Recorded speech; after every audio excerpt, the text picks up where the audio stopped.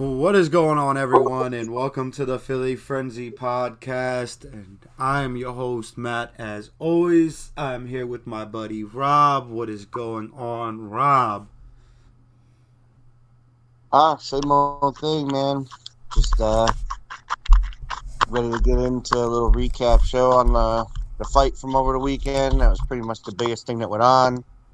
The Flyers played Saturday and Sunday, but they couldn't figure out how to get a W this weekend, so that was disappointing. And we had the All Star game, but that's not even worth talking about. So we're just gonna skip over all that and go right into the UFC. Um,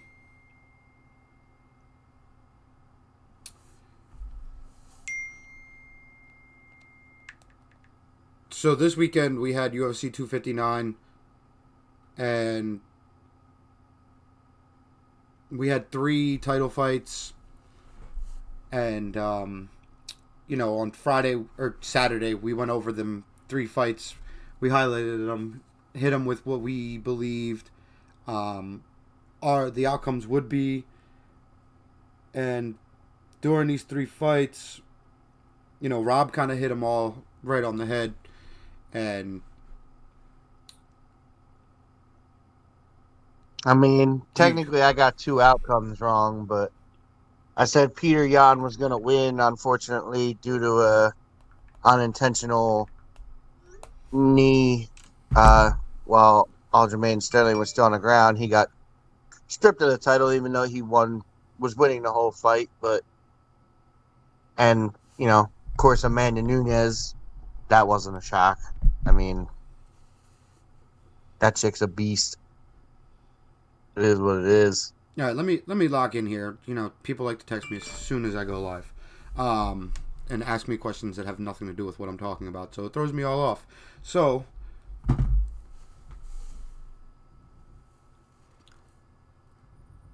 the Sterling fight you hit on, and Jan ended up getting disqualified. Now we had this discussion literally about an hour ago, about the DQ rules and losing the belt. And if you want to just touch on that real quick while we're live and give an idea to people because I agree with what you were saying. So if you want to give an idea to people what you were kind of stating what the DQ rules, go ahead and take center stage with that. Well, so the DQ rules as they stand, um, if there's an illegal strike dealt in a fight, um, the fighter slash the doctor have to determine whether the fight can continue or not. It's pretty much the doctor's call. He'll take a look at the fighter who was hit with the illegal blow and determine if he's eligible or not to continue fighting. Now, if he is, the fighter can still say, no, I don't want to continue because, that blow injured me. That is all well and good. And I believe, if you get hit with an illegal blow, you should get the W on your record.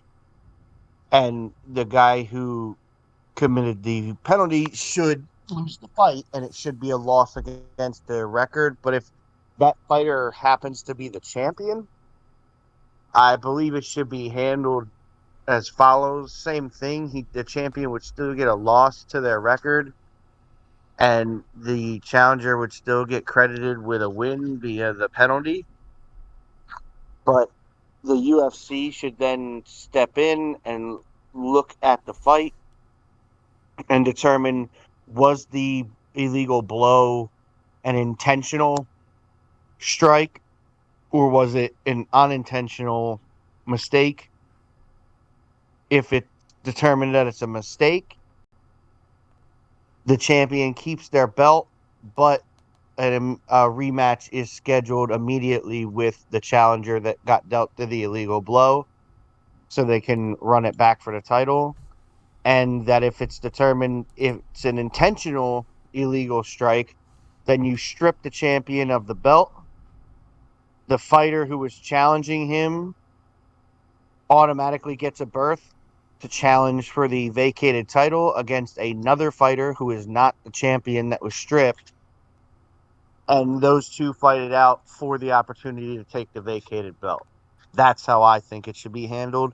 I think it makes a lot more sense and it's more fair to both parties in the fight. So, we'd love to hear some feedback on what y'all think about these rules. Which I mean, I completely agree with Rob on that. I don't feel like a champion should lose his belt for a disqualification. I mean, depending on the disqualification, like Rob's stating, I mean, if it's legal, if it's intentional, then yeah, lose the belt. But you know, I don't want it to just be like, all right, well, he threw something illegal and he loses his belt. Like there should be like a full setup, and non-intentional blows should be looked at, and then you go ahead and do a rematch for the belt in a sense, but allow them to take the wins and the loss on their records, like Rob was stating. But going into that fight Saturday night, I did believe Sterling was going to win the fight. Sterling did not bring his best effort, and Jan definitely showed him up. It sucks. I'm not sure where you stand with this, Rob, but it sucks seeing Jan losing the title when he had that fight. He had that fight locked up. Yeah, and that's why I kind of just went off on that whole rules tangent. I thought it was handled really poorly. And I can't necessarily blame the ref for doing what he was doing, because it's probably what the California or the Las Vegas State Commission told him is his protocol to do in the situation of an illegal hit. But I thought it was handled really poorly to be asking a guy who was clearly concussed in Sterling if he could continue a fight. It just looked, the optics of that looked horrible for the show. But it was not the only part that looked bad, because and when we got to that main event, that was a really good fight that Blachowicz did deserve the decision victory. He definitively won rounds 4 and 5. And in the first 3, it was hard to call a definitive winner of those, so there were rounds that could have gone either way, in my opinion, depending on how they were being scored. But for that fight to come out with the scorecards that it came out with shows how terrible the judging really is in MMA, which has been a topic of the sport and a problem for a while now, because it's unqualified judging. These judges don't have to have great fight knowledge somehow to judge. But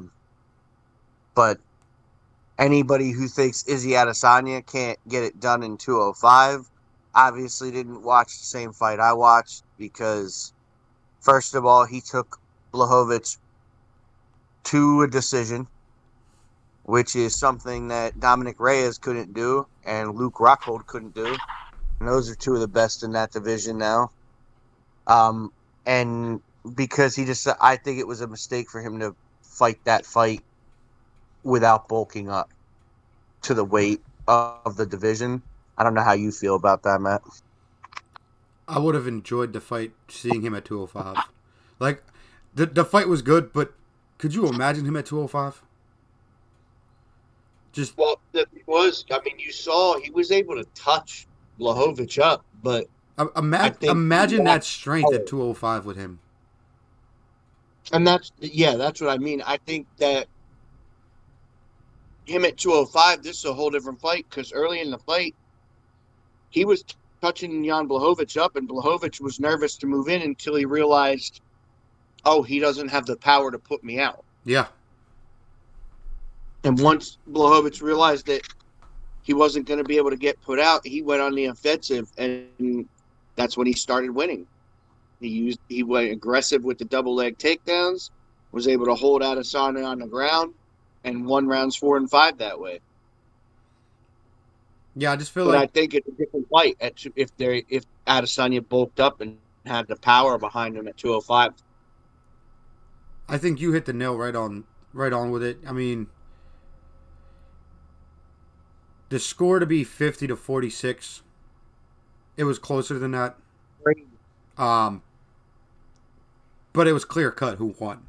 And then Yeah, I agree with that, but the judging is just wild, man. like I would have Two of those judges awarded a 10-8 round to Bohovic. I For those think of you who they don't were know 10 what nines. 10-8 scoring, no, two of the judges for one of the rounds gave Blahovic a 10-8 scorecard. And for those who don't know what a 10-8 scorecard is, that means what it's supposed to be used for, as stated by the Las Vegas Commission. If a judge is using the score of 10-8, it's only to be used because what they saw, they thought the fight should have been stopped, and it wasn't. So since it wasn't, they award the 10-8 round to the guy they thought should have won the fight via stoppage. Well, at no point in those rounds should Blachowicz have won via stoppage. Adesanya was not in a state where he was in for a stoppage of any kind. He wasn't submitting, and he wasn't getting knocked out. So I don't understand how those scores even came about, which just, again, makes it look like the judges have no idea what they're even looking at. The only fight we really didn't touch on was the Nunez fight, and there's not. That's because it didn't there, last long. Brother. there isn't much to talk about with that fight. I mean, we all knew what was going to happen in that fight, and she came out and delivered. Yep. There was actually one fight. I'm gonna have to pull his name up real quick. I actually watched this fight very closely. It was a prelim fight. Give me 1 second here so I could actually pull up his name, because it was actually a very good fight between Kyler Phillips and Song Young Yadong. Yadong was coming in ranked 15th. Phillips was unranked. Phillips was actually on the Dana White show a few years back.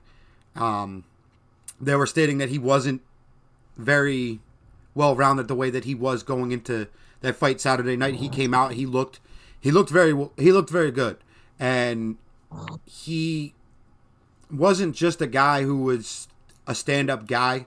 He was able to, kind of take. I can't. Song Young John. I'm not going to remember his name, but that guy, he was taking him to the ground.